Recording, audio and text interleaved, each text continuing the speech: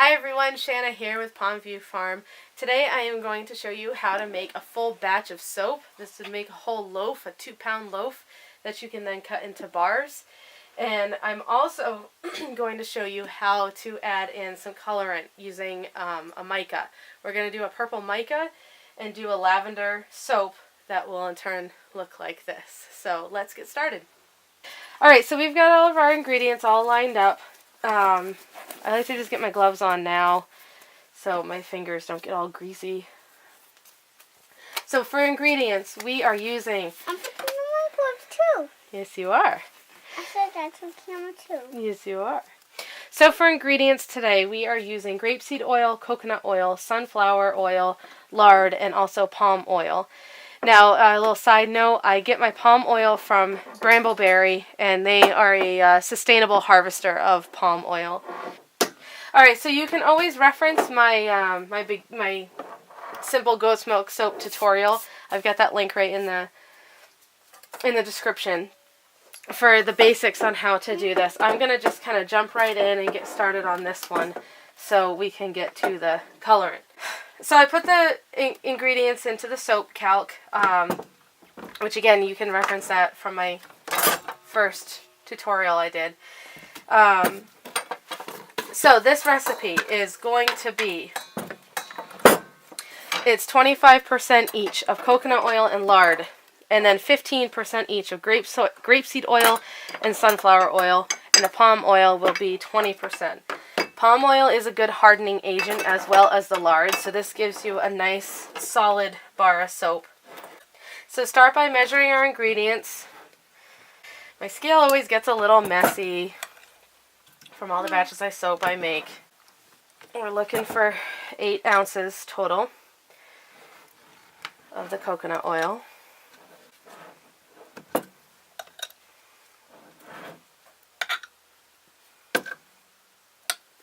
Off. There we go. We're at 8 ounces there. Now it's time to heat it up in the microwave. Right, go ahead and close the door. No. Alright, so into the microwave it goes. So with hard oils, you need to get them to just be melted. With liquid oils, you're just warming them up. So I always start with a minute and then go from there. Alright. Yeah, I think it is done. That's good. That's perfectly melted. There we go. Into the bowl that one goes. Oh. Oh. I'm going my to scraper. I always scrape it right in. I always like to clean my my utensils off in between each oil, just to keep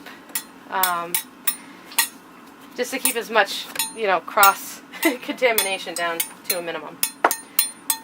Okay, ready? Okay, this is the lard. We're going to do 8 ounces of this. I got one. Good job.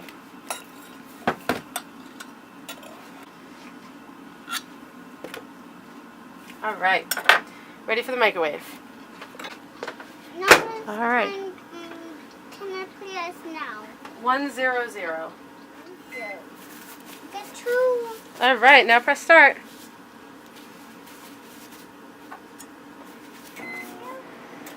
All right, let's take a look here. Yeah, it's not quite ready. Maybe go in maybe 25 more seconds. Let's see. Oh. All right, much better. So a little bit of that, not completely melted, is perfectly fine. All the other heat from the other oils is going to finish melting that. Alright, so I'll show you a little trick here. Whenever I'm doing a smaller quantity of oil, I'll get the first one done. This is the grapeseed oil. We're going to do 4.8 on that for the weight. Now that's it. That is it. Alright. So here's my little trick. Just to cut a step out. You've got your weight there. Hit tare. You cleared it out. Now you can go on to the next oil that needs that same amount. This is also 4.8. Alright, so now we got 4.8 there. This just cuts out heating a second time. So now you can just take that whole amount and heat that one time. I'll get it. Alright. In there. Okay. Now start. Alright. So this one was just heated up. It obviously doesn't need to melt because it's already in a liquid state. Last but not least, we'll do the palm oil. Brambleberry bags are awesome because you can warm them up right in this. I'm going to warm it up to loosen it up. It's pretty solid right now, so it's really difficult to get it out. Here, you want to put it in? Okay. Let's just do that for a minute.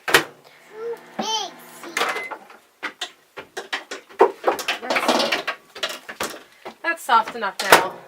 This is much softer coming out. It's not hot at all, but it's loosened it up enough where I can manipulate it more out of the bag. I don't know, it's my own personal preference. You can boil these bags if you want to. I just don't like turning it completely into liquid. It's a little bit more difficult to measure that way. I'd rather have a little bit more control as a partial solid. So I just crunch it right up and squeeze it out. So I just realized I made a silly little mistake here. I started putting this in without turning the scale on. So this is where it's handy to actually have two cups that are the exact same thing. So I'm taking that, I'm going to tear it out using the empty cup, put this back on there, and now I've got to weight. This one we're weighing to 6.4. Because this is at 20% in the recipe. Alright, into the microwave again. Started to warm up that palm oil to begin with. That doesn't need to go anywhere near as long. I'm going to try 45 seconds. Keep an eye on it and then take it out once it's done melting. Alright, so 45 seconds is perfect for that.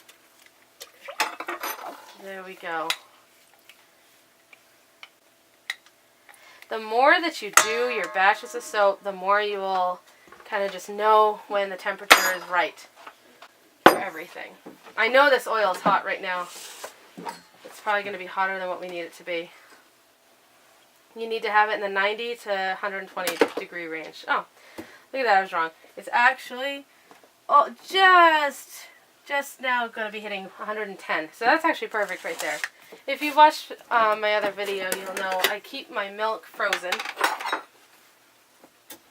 But I've let it sit out for a little while, so now it's actually at this perfect consistency where I can stick the knife in a little ways, and it's starting to break apart. It's if it's not quite at that consistency, you can throw it in the microwave. Sometimes I'll do it for like a minute at a time, just to break it down. Because when it's at this kind of stage, it's perfect to get out. This is where I like having a larger spoon. I can just scoop some more out.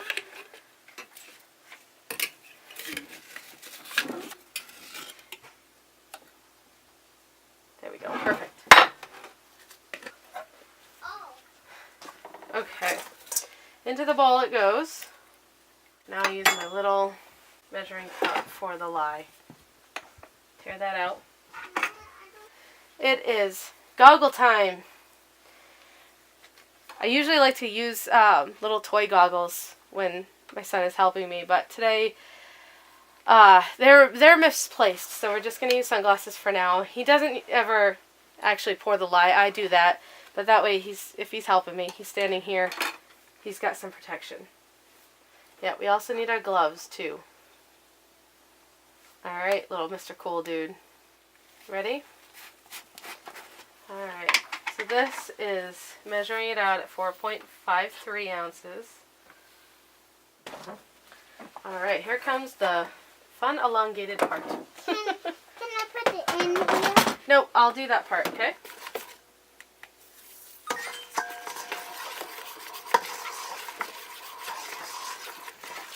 The more you do this, the faster the whole process goes. You start remembering the totals of each thing. Look at this pink. Yeah. I love this pink. You just add a little bit at a time so you're not scalding your milk. As you can see how quickly it already starts to melt it. I take it home Just the my last little pieces. bit. You'll have a feel for when it's ready. It's already starting to get a little yellow, so that's about ready.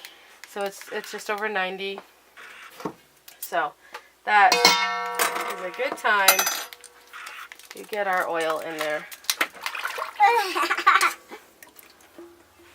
All right, time to mix.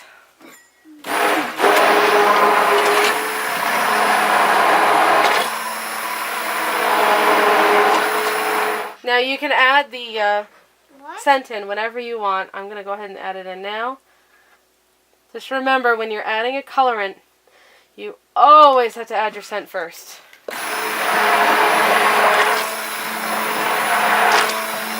So the whole point here is we're going to keep mixing this until it's just about at trace. And then we're going to separate it into 2 portions between the bowls.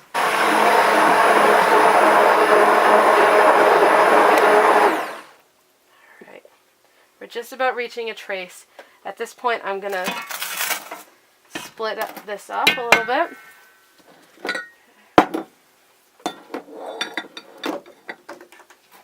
Okay. Just try to take about half. Always just eyeball it. Kind of tell by weight too. All right. So this one, you add in some mica. Start with a little bit, about that much, and then you can work it in. Check that once more, okay? Because once you put your mixer into the colorant, you don't want to go back to the original one.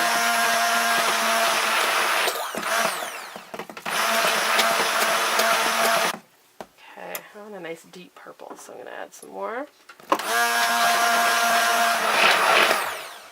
Just a touch darker. There we go. I like that shade. All right. So we're at a perfect stage right now. Now, I actually prefer not to have it go too far to trace when I'm doing colorants, because I think it allows the 2 different kinds of soap to swirl together a little bit more. Some dust in there. All right, I would start with the white one first. Just make sure I put a layer in there. And then I do another scoop of the purple. Put some more in. Just try to move it all around in there.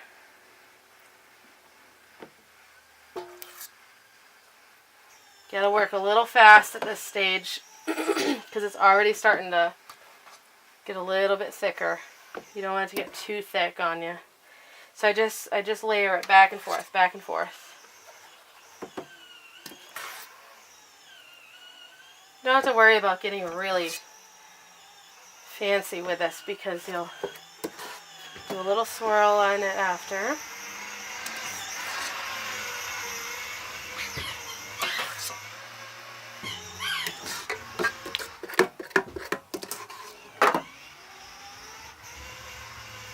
Now I'm going to start scraping in the rest.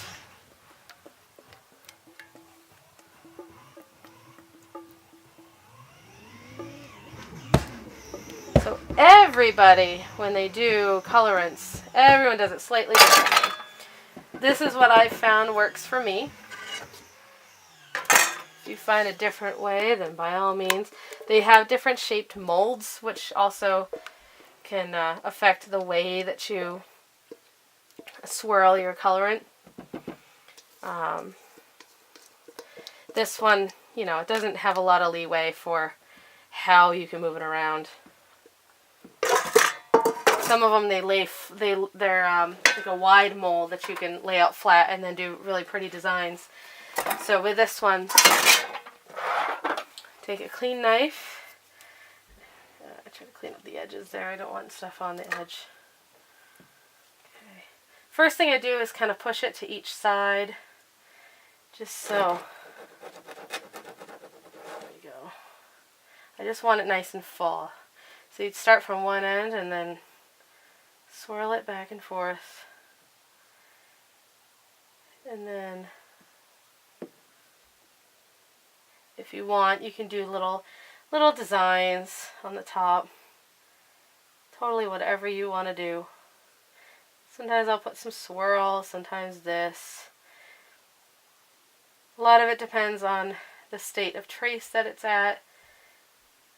Some things hold a little bit better because I always tend to do it when it's not far into trace. So a lot of designs don't hold, but I've just found it gives a nice little swirl to it when I add the two mixes together. My son has already left me here. Off to play with his toys, so he always gets bored once I'm at the mixing stage. So he usually goes and sits somewhere else. But there you have it. And then after about a week, you can take it out of the mold and cut it into bars. And then this is what they look like after they've cured for a couple months. You'll see the white has darkened and stuff, but this is where when you put each layer in, they kind of like push down into each other, and that's where it kind of creates that nice little swirl. So there you have it. There's the finished loaf. Once this is safe to touch after about a couple of days. When it's still liquid like this, you don't want to touch it, which is why it's important to wear the gloves. It will burn your skin because the lye hasn't actually had a chance to saponify with the milk. So after a few days, actually even after a few hours it'll harden, but it won't be safe to touch for a few more days. I like to leave a batch like this in the mold for about a week before I'm then ready to cut it, which you can then reference my other video on how to cut soap. Now you can add colorant of your own. Hope you've enjoyed.